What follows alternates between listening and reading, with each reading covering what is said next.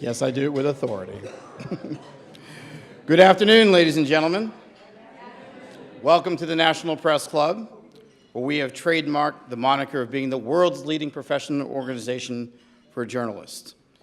And also where I've been saying this year in a challenging time to freedom of the press, that we are the Constitution. My name is Jeff Ballou, news editor for the Americas at Al Jazeera English and the 110th president of the National Press Club. Today, we are pleased to have as our headliners luncheon speaker Derrick Johnson, the interim president and chief executive officer for the National Organization for the Advancement of Colored People, or commonly known as the NAACP. A few housekeeping rules. First of all, I'd like for you to at least silence your cell phones and other electronic devices, because though we do encourage you to follow us on social media. Just because we were born in 1908, we're not still there. So you can follow us at Press Club DC using the hashtags NPC Live, hashtag NPC Live, and hashtag Headliners. And you can follow me on at NPC President.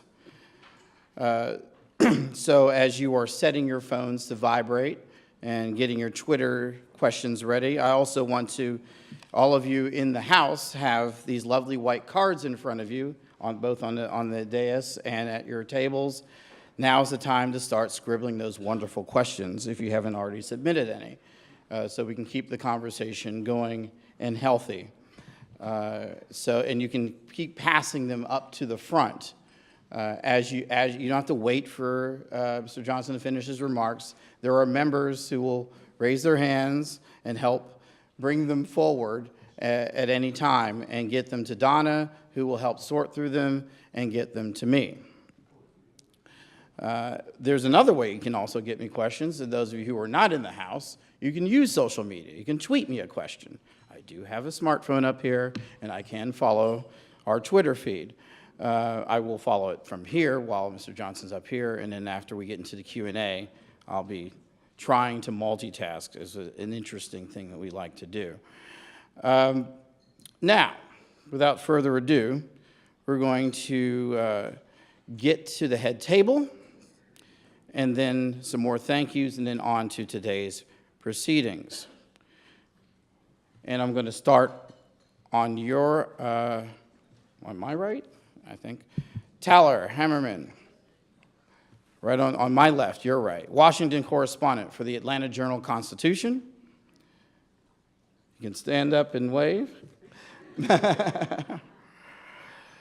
Dominique Benessi, City Hall reporter for WYPR 88.1 in Baltimore, Maryland. Lottie Joyner, interim editor-in-chief of the Crisis magazine, the oldest African-American publication that there is in the United States, and the official publication of the NAACP. Corey Horton, Deputy Chief of Staff and Legislative Director for Congressman Benny Thompson of Mississippi. Soraya Nadia McDonald, Senior Culture Writer for ESPN's groundbreaking multimedia publication, The Undefeated. And we have several members from that organization in the club, and we're happy that you've joined us on the dais today, Soraya. Hillary Shelton, Director of the NAACP's Washington, D.C. Bureau, and a frequent flyer of the National Press Club. We've seen you here many times, Hillary. Skipping over myself, Donna Leinwin-Leger, Managing Editor of USA Today, one of my predecessors as President of the National Press Club, and National Press Club's Headliners team member who organized today's luncheon. Thank you, Donna. Get to you in a second, Mr. Johnson. Shauna Thomas, the Washington Bureau Chief of the groundbreaking Vice News that you've all been streaming and watching every night on HBO. Abba Blankson, Vice President of Communications for the NAACP. The Membership Secretary of the National Press Club, Michelle Salceda, Desk Editor for the Associated Press.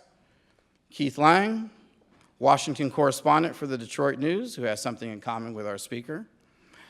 And Chuck Rosh, Reporter for the St. Louis Post-Dispatch.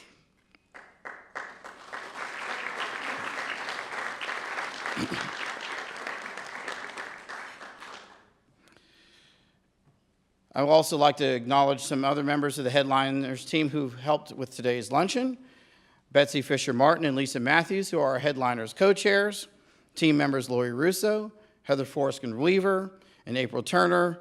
And the National Press Club staff, specifically Lindsay Underwood and Laura Coker, who manages the offices of the club president, and our staff executive director, William McCarran.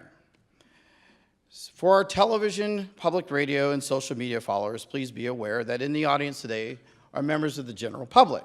So any applause or reaction you hear during the remarks in the Q&A is not necessarily those from the working press, because we like to have a little decorum amongst ourselves and be the fair arbiter when things are happening here at the club. Now, the NAACP is the nation's oldest and largest nonpartisan civil rights organization. The executive committee of the board of directors unanimously named Mr. Derrick Johnson interim president and CEO during the association's 108th annual convention in Baltimore last month. He is expected to serve through the end of the year, when the board hopes to announce a new leader. He says his focus will be ensuring that local activists are getting enough support, because that's where public policy impacts people most directly. Mr. Johnson formerly served as vice chairman of the NAACP board of directors. He's a veteran activist who's dedicated his career to defending the rights and improving the lives of Mississippians. We'll be talking about the golf course a little bit in the Q&A. As state president of the NAACP, Mississippi's state conference, he led critical campaigns for voting rights and equitable education. He successfully managed 2 bond referendum campaigns in Jackson, Mississippi that brought in $150 million for school building improvements and $65 million towards the construction of a new convention center, respectively. With the recent events in Charlottesville and ensuing debates about whether to remove Confederate memorials, and the NAACP's recent advisory urging caution when traveling to Missouri, there are a lot of issues for Derrick Johnson to discuss. So please give a warm National Press Club welcome to NAACP Interim President Derrick Johnson.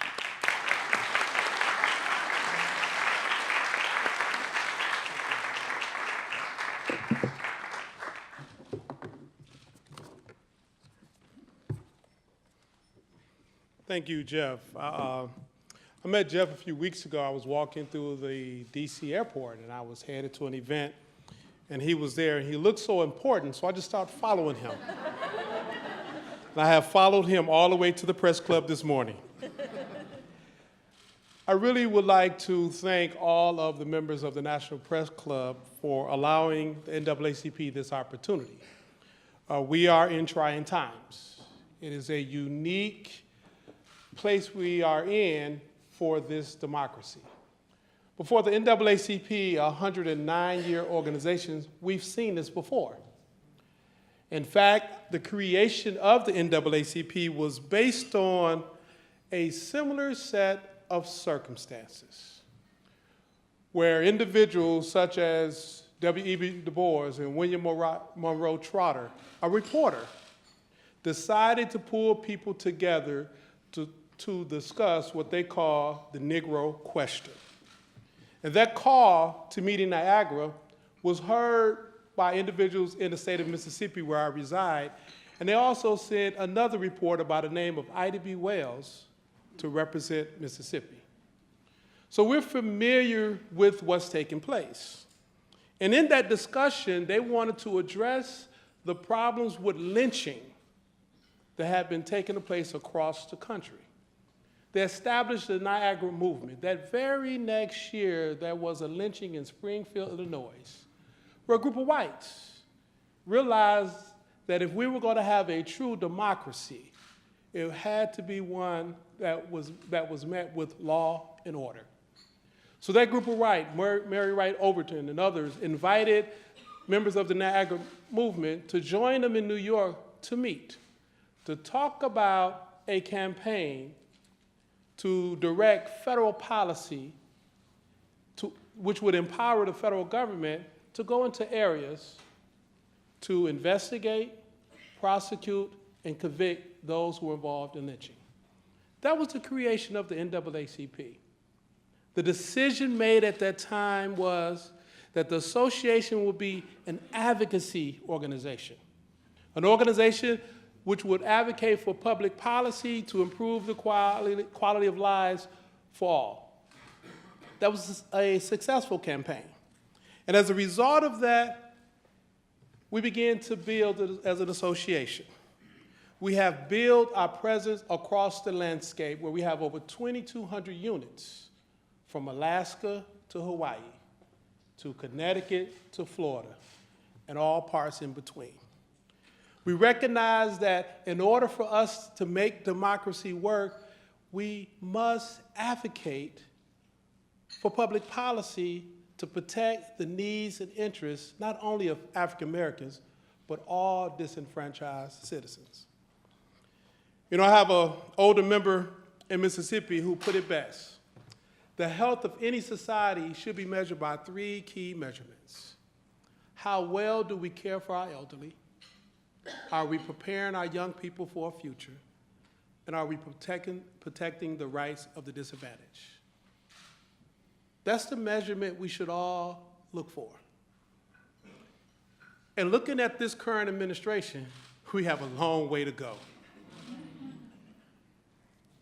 But that's why we must continue to have NAACP. Advocacy for social justice to ensure equal protection under the law is paramount in this time. And just like those individuals who gathered in Niagara and later in New York and decided that whether you were black or white, male or female, we all should have a voice around the formation of public policy. But the unique thing about the creation of the NAACP in 1909, black men had a right that white women did not have, the right to vote. It was also recognized in 1909 that many African Americans at this time picked up arms to reinforce Union troops to ensure that these United States remained as a United States and not 2 separate entities. That the Confederate States of America, as Jefferson Davis was selected as the president, was a movement of individuals who committed treason against this nation. It was a movement based on a policy landscape that they wanted to uphold an agricultural-based economy supported by exploiting people for free labor. We call that slavery. They also understood that the fight that was taking place post the Civil War would continue, and that to ensure that individuals of African descent would not be exploited for cheap labor, there needed to be policy protections for those individuals. We were in the middle of a campaign, and it was around the right of workers to collectively bargain. And I was asked a question by a reporter, said, well, why would the NAACP care about organized labor? And if you begin to peel the onion, you recognize that the fight for voting rights, the fight for quality education, is all based on the policy landscape of who is exploited for free and cheap labor. It's about money. Many people talk about that if you weaken education, you cheapen labor. That if you suppress the right to vote, you limit the access of those who are impacted by public policy from having a true voice in the formation of that same policy. Therefore, they have no say and they can be exploited. Make no mistake where we are in this democracy. Those who have the right to vote have say. Those who don't, don't. I often say in a democracy, your vote is your currency. And if you're bankrupt and you go to the store, you can't purchase anything. But if you are exercising your currency, and if you collect that currency with others who have your interests, you can purchase the grocery store. That's who we are as an NAACP. All of our policy concerns and issues germinate from that raw fact that individuals were seeking to exploit us for free labor, and we seen after the passage of the 13th, 14th, and 15th Amendment that we had to exercise our right to vote in a way in which we could build quality education systems equal to all and ensure that we would not be exploited for cheap labor. So when we look at today's reality, we've been here before. It is nothing new. But most important, the founders and the individuals who built out the NAACP understood that all politics are local. And as a result, we began to charter units all across this country. And today we have 2,200 units because of the landscape of public policy oftentimes start in local communities. So we are in Hillary Shelton's city. We call it Washington, D.C. And as he walked up and down the halls of Congress, he, like I know, many of the policy considerations started in some local community in this nation. Oftentimes I ask the question, have you ever heard of Columbiana, Alabama? Has anyone ever heard of Columbiana, Alabama? Columbiana, Alabama is where the case we now call Shelby versus Holder started from. That was the case that gutted the Voting Rights Act. That was the case that took out Section 5 of the Voting Rights Act. But it's in local communities like Columbiana, Alabama, is where the NAACP exists. It is in communities that nobody think of. It is in Bossier, Louisiana, where a redistricting case bubbled up and became a Supreme Court case. It is in all of the areas that many of us come from or our parents come from. And as a result of that, the NAACP is as relevant today as it has always been. Because it's in these communities where our members serve as the eyes and ears, to ring the bell when no one can hear the noise, to call out the questions of unfairness. I oftentimes give the example of Ms. Dunlap. Ms. Dunlap lives in a small community called Shubuta, Mississippi. I'm sure y'all heard of Shubuta. It's in Clark County. And Ms. Dunlap may or may not have had a lot of exposure to education. But Ms. Dunlap, as president of the Clark County branch, she is driven by one principle. I don't think it's right. I don't think it's fair. That value question of fairness. That when she go and she sit in on a school board meeting and she no longer have children in school, she have great-grandchildren in school now. And when she sit there and she's listening to the school board talk about school policy, her compass, even if she don't understand all of the conversation, is the question of fairness. How can we turn our back on the Ms. Dunlaps in the world? It is the Ms. Dunlaps in the world who can identify when school districts in rural America are seeking to divert public funds for use that would not benefit all children. And if they perfect that policy, Hillary Shelton, as he walked down the halls of Congress, he will see that policy bubble up as a national policy scheme.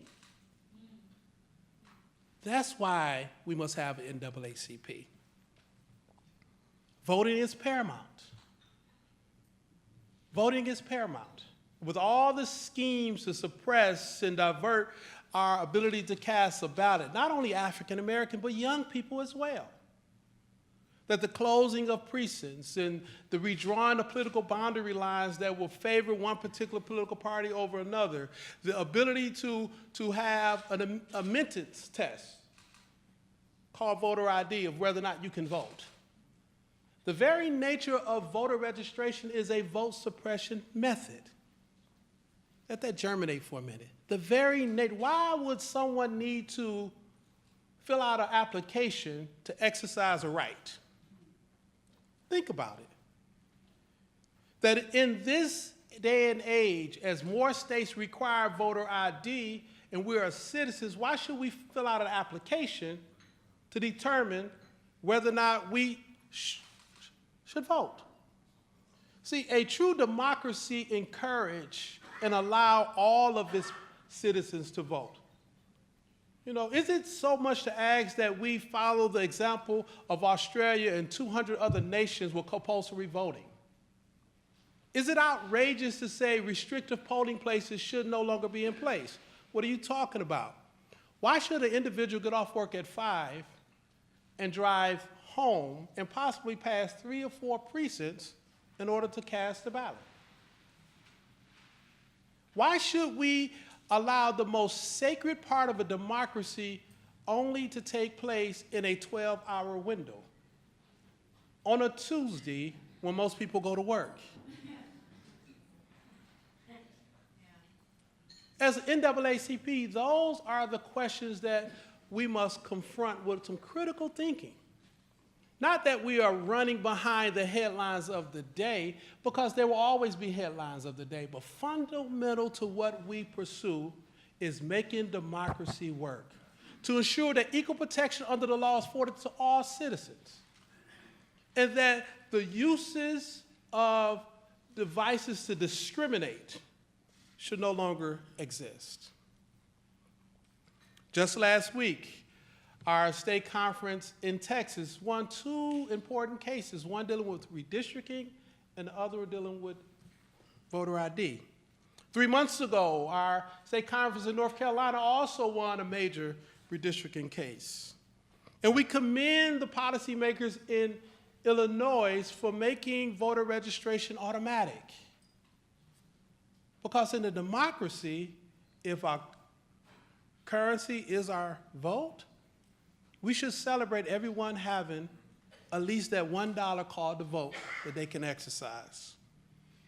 It is the role of the NAACP to protect democracy and to ensure equal protection of the law is afforded to everyone. And so when we look at the headlines and we are compared against the movement for Black Lives and say, well, are you relevant because these young people are in the streets and protesting? And I say yes, and we celebrate and we support them. Why? Because we've always had young people in the street protesting. And no matter what platform or vehicle they use, we must encourage young people to have a voice. Because it is those young people who will be the future leaders. And it's through agitation that we find ourselves perfecting this thing called democracy. As we move forward, it is our goal to truly focus on how do we impact the formation of public policy, looking at this current landscape. There are key milestones coming up. The midterm election of 2018 is critically important. You know, I grew up during a time where every election, someone say, this is the most important election in your life. I'm sure y'all never heard that before, right? For the first time, I can agree, this truly is one of the most important elections that's coming up. That with the cuts in the budgets dealing with census from this administration, and the removal of the pilot from one of the rural communities, we are facing a census count where many communities possibly will be undercount during a time when our technology should allow us to have a more accurate count. The presidential election, and then this thing called redistricting. Perhaps the most significant touch point in any democracy structure like ours. See, the drawing of the political boundary lines by which individuals are elected, in many ways, is more important than the actual election day, because if you understand how to draw the lines, you can determine the winner for the next 10 years.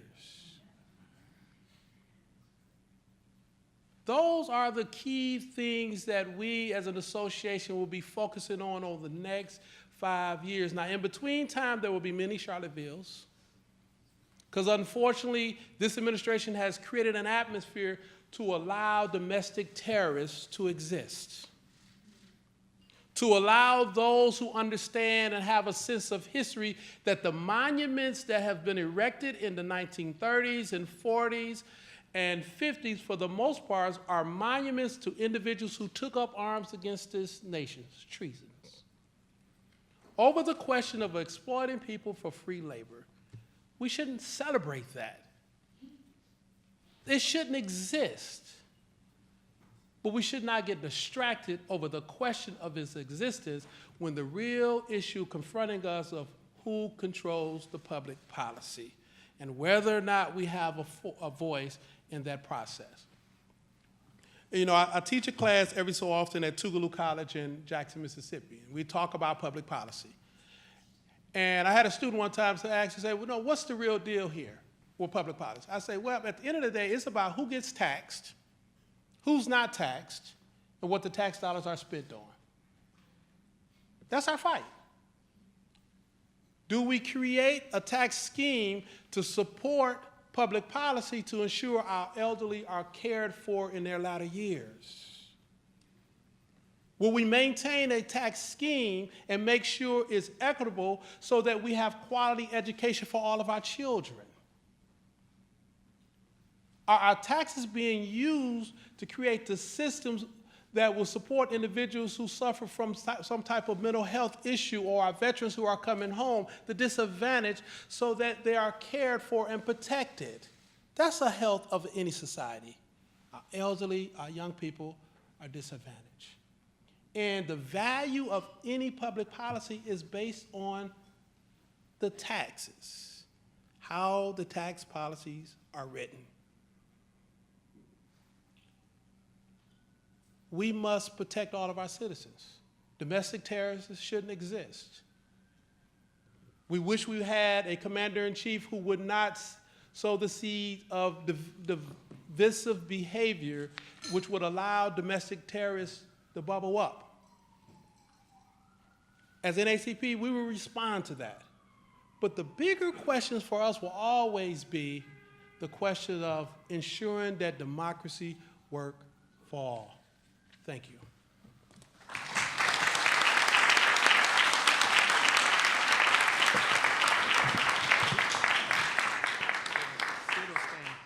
No, just stand right here. Right, okay. So I take orders, I stand right here. You get this mic and I get a handheld. While I get this, we're going. Okay, good. While we get this going, I want to actually start with current news and Hurricane now Tropical Storm Harvey. You noted several times that you have, even though you were born in Detroit, you reside in Mississippi. You've done a lot of work in the Gulf Coast. What's the NAACP doing in terms of responding to the crisis in the Gulf Coast and Tropical Storm Harvey? Thank you. You know, having been someone who was very active during Hurricane Katrina, it is critically important for the association to ensure that the recovery is equitable. And so starting as early as Friday, our state conference president, our Houston executive director, and our staff who reside in Houston, we start convening conference calls to talk about what the evacuation plan looked like, what were the support mechanisms, and each evening we talk about that so that we can respond timely to communities who may not show up on the radar screen. Just this morning, I had a meeting with FEMA. Our goal is to ensure that resources directed from the federal government don't skip neighborhoods. And if we don't skip neighborhoods, we would ensure a fair recovery. And so that's our responsibility, to make sure that equity is at the table when the discussion of recovery is being discussed. Just a quick follow-up on that.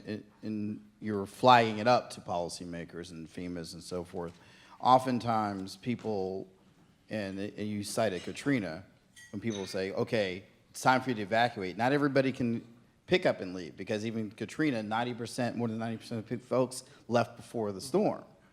And yet there were still 10, 15% left, and they were stuck, and some of them couldn't move because there was a financial issue, there was an affordability issue.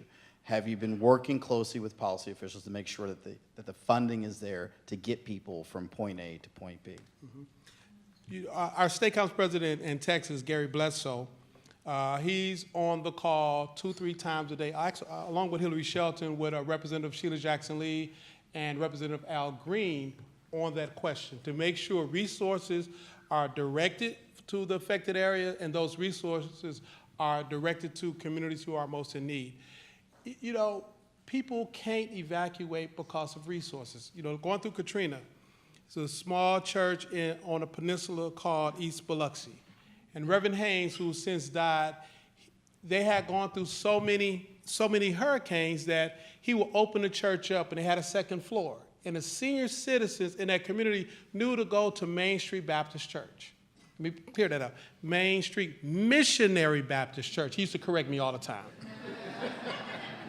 Be clear, right? And because they will go up and they will go to the church, and if the water began to come in, they will go upstairs and they will pray the night away, or they will pray the storm away, as they say. That's the reality for so many people, because in that community, Main Street Missionary Baptist Church was their refuge. And here were individuals who worked every day and retired. And because they were low-wage earners, they did not have the means to evacuate. And some of them were so stubborn they weren't going to evacuate anyway. But they had a place to go. Main Street Missionary Baptist Church is also the hub for our Biloxi branch of the NAACP. And so we exist where the need exists and where our people exist. And our role is to ensure that individuals who will go to a church or seek us out, that we do all we can to get the resources to support their quality of life. Okay, we're going to get it. There's a bunch of questions that have been sent in. Only the easy ones. I don't want no hard questions. I'm just going to ask you the fair ones, okay, which are all of them. You talked about a number of issues, one of them being about the Confederate memorials, and there's a number of questions that hit on that issue. Do you think that it should be just taken down altogether, moved to a museum? You have specific ones, you know, in Atlanta, you're talking about whether or not they're going to erect an MLK memorial on top of Stone Mountain. You're talking about any number of configurations of this. What is the approach that the NAACP supports? Is it a locality by locality thing or an across the board thing? What's your view on that? Part one, symbol that recognize treason should not represent a governmental entity, period. If there are those who want to recognize and celebrate that, it's okay to relocate them in a museum or a cemetery. I prefer cemetery. Part two, even if it exists, then we believe people have the right to have monuments, but it should not be financed by public dollars on public display. It should not. And thirdly, and this is closer to me, there should be no state that still have a Confederate symbol in the flag, like Mississippi. You know, the symbol that we identify as the Confederate flag wasn't even a Confederate flag.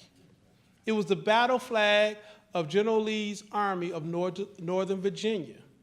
When he died, he stated that the relics of the Confederacy should be buried. He did not want any of those symbols when he died.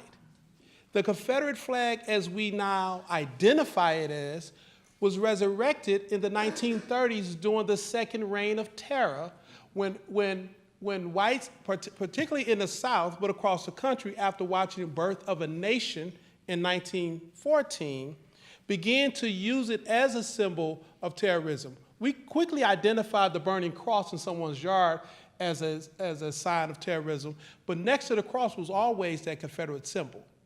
It should not exist. It should not be tolerated. And if there are any entities that have a display of 50 flags, remove Mississippi's flag if you want to move forward as a nation. Well, that gets to the question. I can put that one down, yes, because that's can. Benny Thompson. That's right. You hear this. We've had your predecessors here for many years. You hear this question a lot. How do you respond to the criticism that the NAACP has outlived its usefulness? Just watch the news. You know, that comes up, and Whether or not the NAACP has outlived its usefulness. It comes up for all of its predecessors. I've been here long enough to see it. that is a question that bubbled up. When I took the position as state president of NAACP, my counterparts also said the same thing. But if you move across this landscape, and many communities, NAACP is the only vehicle individuals have to raise their voice and ensure that democracy exists in their local community. We are too quick to follow trends, bells, and whistles. NAACP has never been a large city operation. It is in communities where no one know of. It is the vehicle for individuals who live in those communities who are so oppressed or trying to prevent schemes of oppression. It is a representative organization, small d democracy, that any number of individuals come together and they make that local unit work. So for someone to question whether or not a collection of individuals who live in rural communities or any community should not come and utilize the vehicle of the NAACP, I often ask, do you understand who we are, what we do, or are you relevant, or the question that you're asking me relevant? Speaking of relevant questions, you talked about public policy and the White House. You brought that up a number of times. The Congressional Black Caucus has gone back and forth about how and under what circumstances it will meet with the president. What's the NAACP's take on how it will be engaged with the Trump administration or not? And if so, why? If not, why not?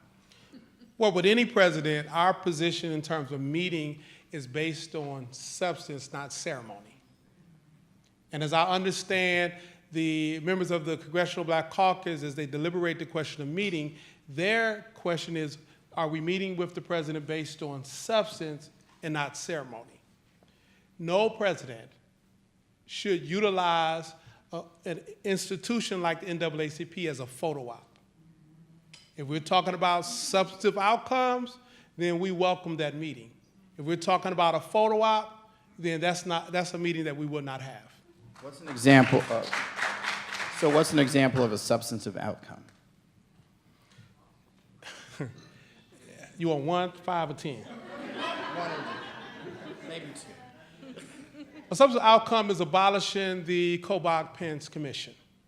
A substantive outcome is not removing or not seeking to remove the consent orders in municipalities where police officers have been bad actors. A substantive outcome is not reversing the previous administration ruled that they would not give military equipment to local law enforcement. I mean, all of those, I can keep going.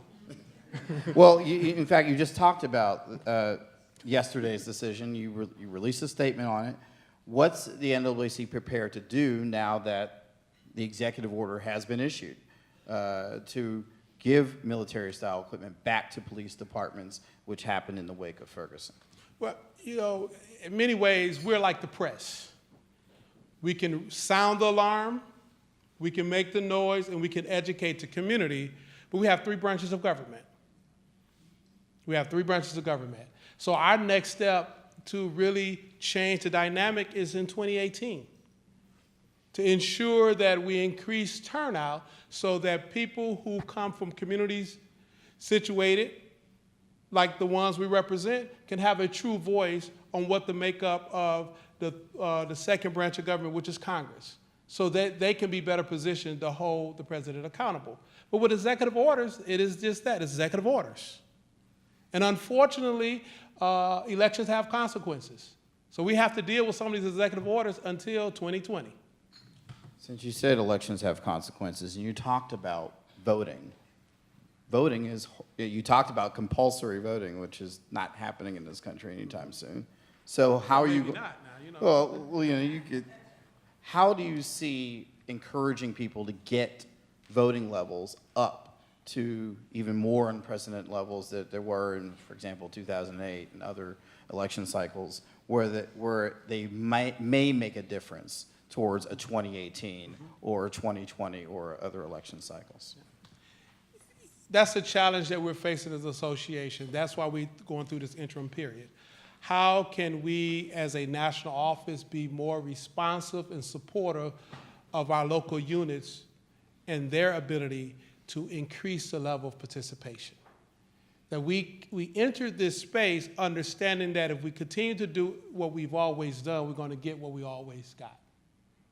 And so my challenge and the staff challenge, and I didn't recognize that our Chief Operating Officer here, Claudia Withers, and Marvin Owens, who are Director of our Economic Development Department, our challenge is how do we work to ensure that we as national staff more responsive to our local units so they can be stronger in getting the vote out when we need to. In many communities, African Americans vote at a higher percentage during presidential elections. The problem we're facing, we're not voting in local and state elections when we need the vote to turn out. And so the challenge for the NAACP over the next year, or next several years, is to elevate the conversation so people can understand it's just not the presidential election cycle we need to turn out, it's every election cycle. Let's stick with voting rights. What's your reaction to Supreme Court Justice, Associate Justice Alito's stay that's put on the latest voting rights decision in Texas?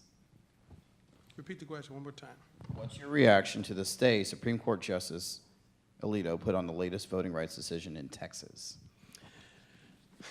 So, you know, when you look at how... Explain that to folks that don't know what the decision was. I'm going to let Hillary explain because he's brilliant.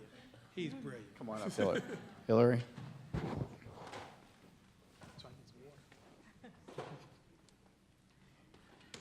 So I'm limping a bit. I made the mistake of playing basketball with my 13-year-old. Did you win? No, clearly not. Clearly not. So our concern over the Shelby decision is very clear.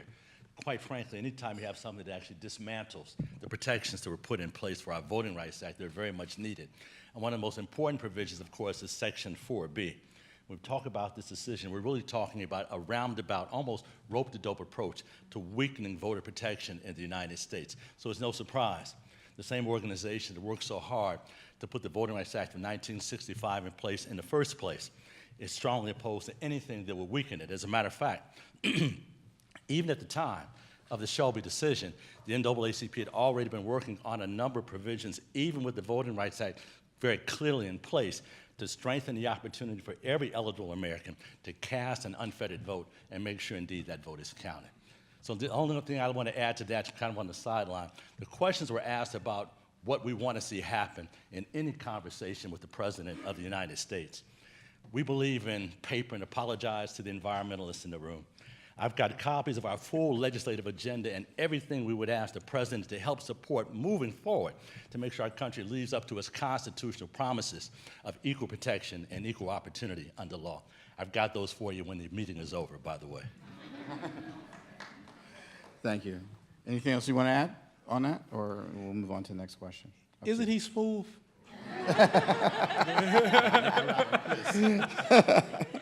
No more basketball with your 13. Let's see here. Oh, this is interesting. We just had a big title fight this weekend with Conor McGregor and Floyd Mayweather. Floyd Mayweather has repeated reputation for domestic abuse charges. What role, if any, does the NAACP have to play in combating domestic violence, given that African-American women experience disproportionately higher rates of death and injury from domestic abuse? If no such initiatives exist, why not? We are a policy-focused organization. We care about all of the citizens in our community. And if we play any role in that, is to ensure that women, along with children, along with any aggrieved party, have equal protection under the law, but the law is sufficient to provide the protection. And what we've seen over the years is an imbalance in terms of how the law is applied to protect women who have been abused. Some of that falls into our scope. Some of it don't fall into our scope. And we recognize we cannot be everything to everybody, but we support those who advocate to ensure that women, along with children, along with anyone else who are being abused, that the law is applied equally, and that is a good law to provide the necessary protections. I think Hillary wants to invest. I apologize again. Let me limp over to the microphone. Would you just stand? Don't move after this, right? Why are you going to stand your mind? No, very good. Derrick is absolutely right, but let me also say this for the record. The NAACP was one of the organizations that actually introduced the Violence Against Women Act, working with now former Vice President Joe Biden. We work for every improvement along those lines, making it a permanent agency within the Department of Justice. Very proud of that. Also, we've worked to make sure, as Derrick said earlier, the real value of a nation is not just what it says, but what it's willing to actually put its resources toward. We've always worked very hard to make sure the Violence Against Women Department within the Department of Justice is fully funded and will continue to work in that direction. It's extremely important to us in our communities and throughout the country. Thank you, Hillary. Don't sit down. Oh. We'll stick with sports. The NAACP has joined the fraternity of Colin Kaepernick in writing the NFL commissioner and demanding his reinstatement, and wanting some explanation as to why he hasn't been signed. Have you gotten a response from Commissioner Goodell? We have not.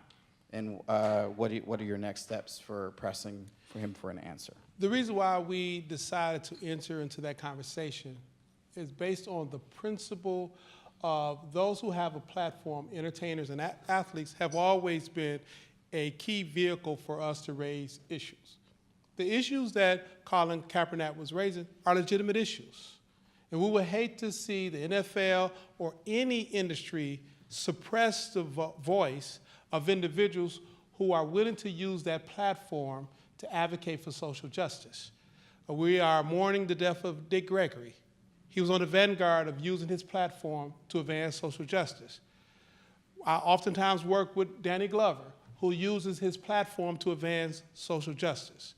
And so for the NAACP or any group to stand idly by where the appearance, we don't know the facts, that's why we're asking for a meeting, where the appearance seem to be that the NFL is seeking to suppress his voice, then we have an obligation to support those who are willing to speak up on issues of social justice. Our next step is we've asked for a meeting with the commissioner. If we're not granted the meeting, we're going to be working with the NFL Players Association to make sure we work with them and through them, because if they can do it to one player, they can do it to all the players.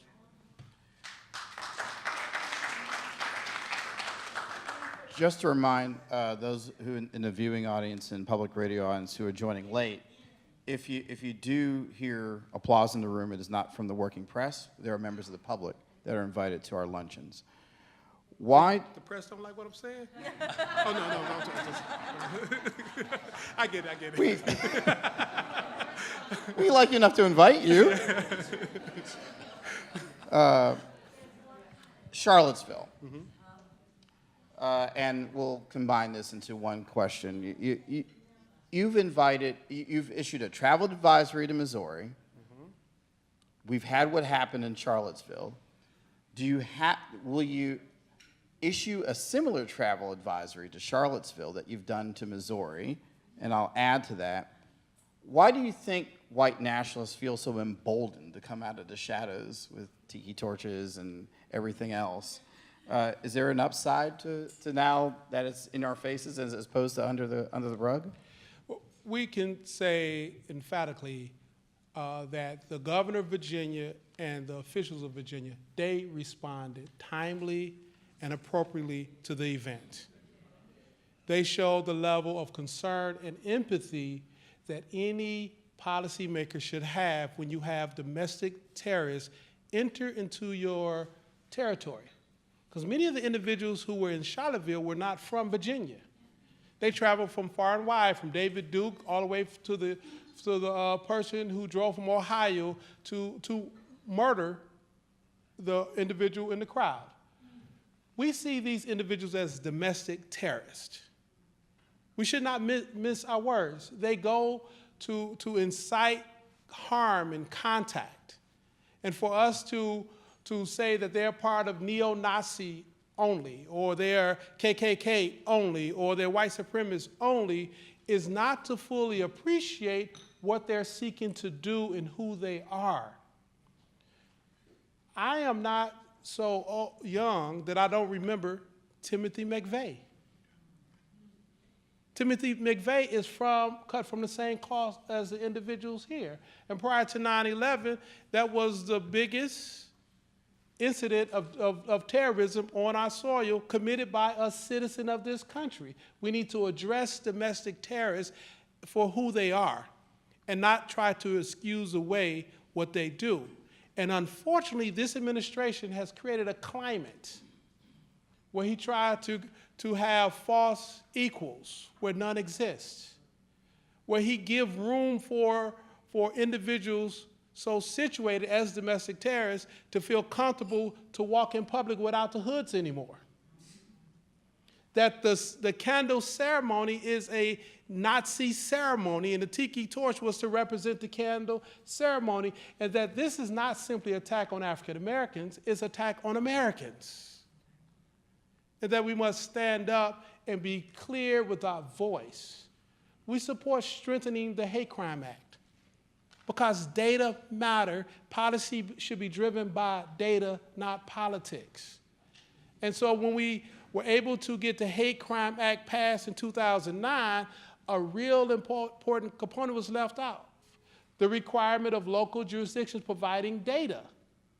And if we are able to get a data-driven look at hate crime, we will be able to identify almost everybody in that crowd because local law enforcement know who they are. And we need to identify them for who they are, domestic terrorists.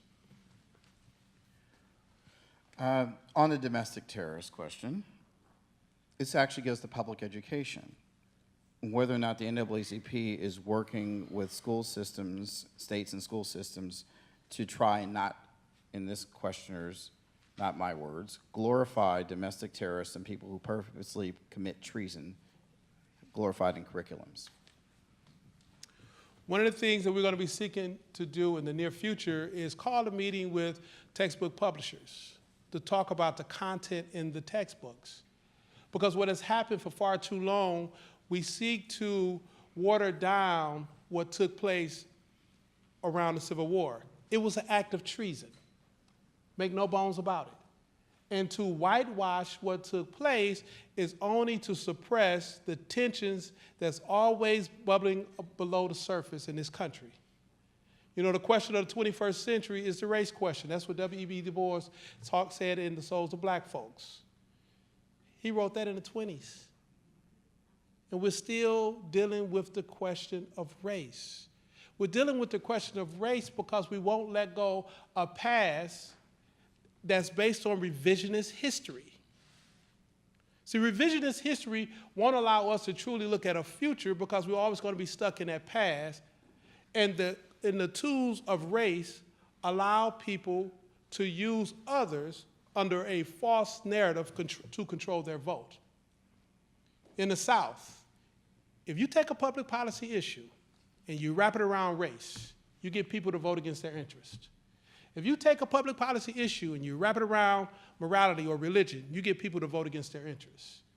We need to weaken the tool of race and racism so that we can have public policy that improve the quality of life of everybody and that individuals are not being used and misinformed and miseducated. And I'm talking about white individuals now, working class whites, to think that they're part of some false narrative of white supremacy when in fact they are being exploited for cheap labor like many other people.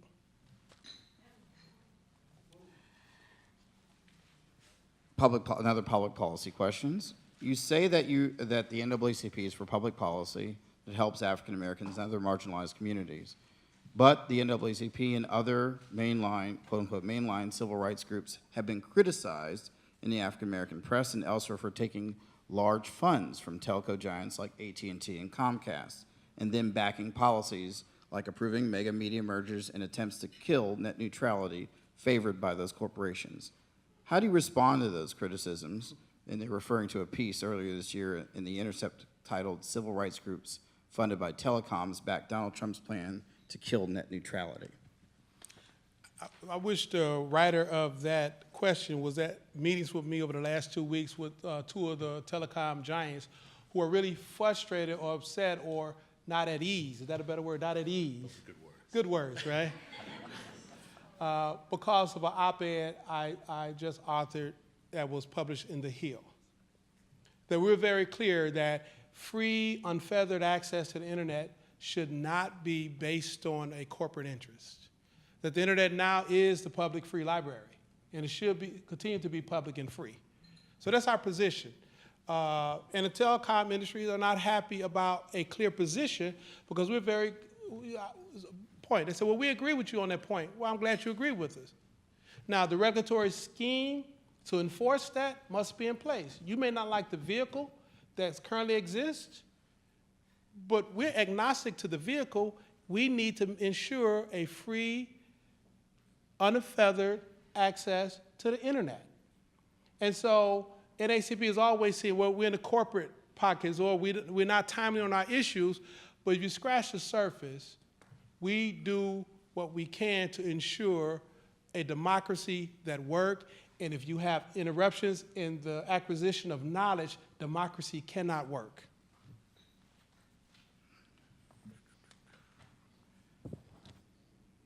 Andrew Young, the former mayor of Atlanta, among other accomplishments, pointed out over the weekend that there was 65% approval rating for the civil rights legislation passed in the 1960s.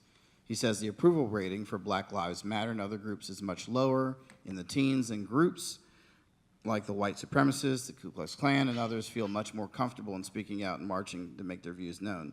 What should civil rights groups and just average Americans do to deflect the hate speech, not only against African Americans, but against immigrants, Jews, Muslims, and other religious minorities? How do people of color get our, quote unquote, our America back again? This is where public policy matters. In 1915, when Woodrow Wilson aired The Birth of a Nation in the White House, it sent a signal to terrorists that they should increase their ranks. And we've seen an explosion in the membership of the Christian Knights of the Ku Klux Klan and other similarly situated organizations. That signal created a void that we had to fight against from that period, and before that period, all the way up through the 70s. With the passage of the Voting Rights Act, the Civil Rights Act, and many other acts. But it was public policy that made it uncomfortable for racial hate groups to exist, and we've seen their membership numbers dwindle. We've seen individuals benefit off of policies we were pushing, i.e. affirmative action. More white women benefit from affirmative action than African Americans. That I cannot point to a single civil rights piece of legislation that we've advocated for that it only affected African Americans. No, it makes democracy work. It makes the quality of life for everybody better. That if it's us today, it will be you tomorrow. You meaning Jewish community, you meaning Irish community, you meaning the Italians, you meaning those with red hair and one earring in the left ear. Because people seek to divide, and if they are successful in dividing, they can divert from the real questions. And the real question in this country right now is economic security. And when people feel insecure, they look for what tribe they're going to be a part of, and sometimes that tribe are tribes that are misinformed about what history really tells them, and over this question of white supremacy. It is our role to unveil truth. It is our role to push for public policy that provides protection. It is also our role to build coalitions across racial lines so we can make sure that when they come for us today, you understand that if you allow it to happen, they're coming for you tomorrow. Before we get to our last question, just want a couple of housekeeping rules, or notes, I should say, not rules, for future events at the National Press Club. On August 31st, journalist Cheryl Atkinson will be here with her book titled The Smear. On September 7th, The Press Club will host four former assistant attorney generals talking about the legacy of civil rights and the intersection of civil rights in the Department of Justice. And on October 4th, our annual Fourth Estate Award will be bestowed upon ESPN's Tony Kornheiser and Mike Wilbon. The Fourth Estate Award is given to by the National Press Club to a member of the profession who has exhibited lifetime achievement, and that is a Scholarship in Freedom of the Press fundraiser, and we hope you will join us on October 4th. And before I give you the last question, I'm going to give you our traditional National Press Club mug.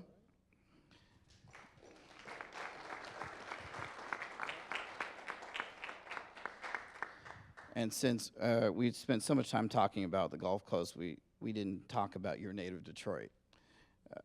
So here's a fun question. How far are your Tigers going to go this year in the baseball? They're going to win.